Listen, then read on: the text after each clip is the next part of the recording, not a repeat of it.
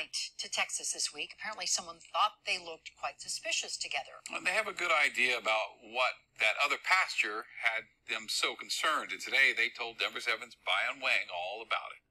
I feel bad. I don't know. Knowing that I might have to go through that a lot. Lakeisha Bailey and her 4-year-old adopted sister, Olivia Fry, continue to console each other after their relationship was questioned Tuesday morning at Dallas-Fort Worth International Airport. There was 2 police officers, and they came up to me, and they're like, we need to talk. Is it okay if we talk to you? He asked Libby if she knows me, and what am I to her? And then he asked what my mom was to her. And the questions continued. According to Bailey, officers spoke with Fry's legal mother and a social worker to confirm information. The officers would follow them to baggage claim before speaking with the person who picked them up.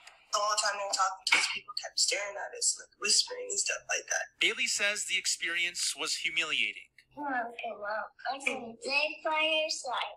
I'm going to stay by your side, too. So how did these 2 sisters get caught up with police? According to a statement by Frontier Airlines, a concern was raised during the flight by another passenger who was sitting near the woman and child and suspected human trafficking. That passenger approached the flight crew with those concerns and subsequently completed a written report during the flight to document her observations. The captain was notified and felt an obligation to report the matter. Denver 7 asked Frontier for that report. So far, no response. A DFW Department of Public Safety incident report confirms officers investigated the matter. For Bailey, the underlying factor is obvious. It was the roles were changed, and it was a white person walking off the plane with a black person, like a black child. I feel like things would be different. Now Bailey and her family are considering legal action against the airlines. I'm Bayan Wang, Denver 7.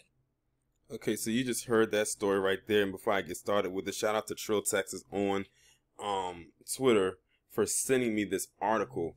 And that last part that this young lady made, she was very right. Because if she didn't say it, I was going to say it. If the roles was reversed and it was a white woman with a black child or a white person with a black child, they would not have questioned it. They actually accused her of human trafficking her adopted sister. So this is her, the little white girl, that's her adopted sister, and they were traveling.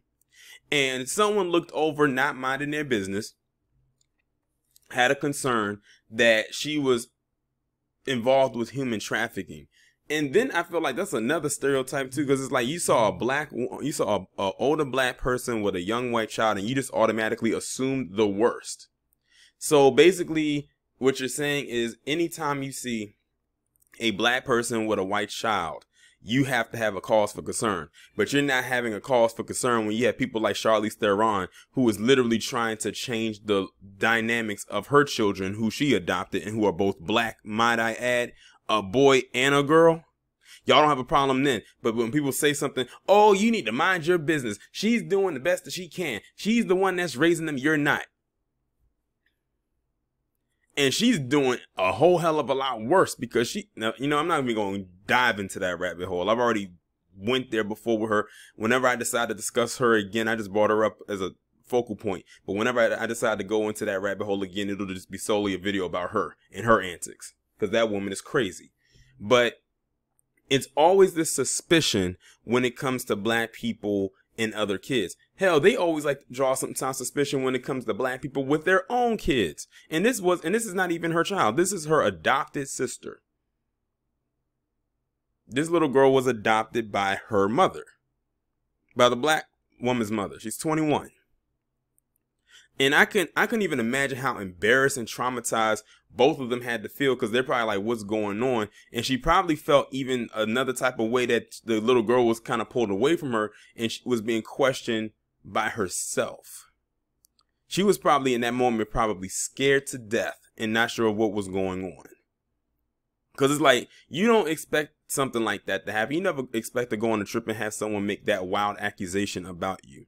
And I bet you it was some kind of palm-colored person, probably a woman, because I find that they usually do that shit, not minding her business, and then this happens. Don't feel remorse now. The damage is already done. And I'm glad that her and her family are talking about taking legal action against the airline. Because that could have been handled a whole lot differently. But they didn't. Because not only did this nosy person have suspicions, but then when they said it, their suspicions ran high as well. But it's always a suspicion thing when it comes to us, no matter what the situation may turn out to be. But yeah, that's wild. And you know, that's crazy. That is just, anything could have happened.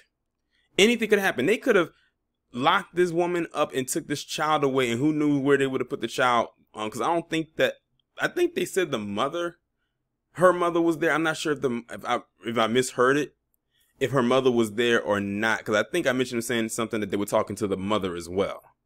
So basically they're saying there's just no way that a little white child could be around black people and it just be a natural thing, or they're just with them, or whatever the case may be. That's just like saying, like, if you are a black person who's a babysitter, you have a bunch of kids, and they see a bunch of black kids, and they see one white child with you, they'll assume that you're trying to kidnap the child. But these are some of the same people that, according to crime stats, have some of the biggest human trafficking numbers to their name every single year. They are one to talk. We're not saying human trafficking doesn't go on in any other community, but let's be real here. A lot of it goes on in PC community, and those are the facts. But see what happens when you don't mind your business? This is what happens. Like, she could have got hemmed up. She could have got locked up, maybe even worse. They could have took this child away and put them in some kind of social services that she didn't even need to be in. All because they didn't mind their business. It started from one person, the root of the problem.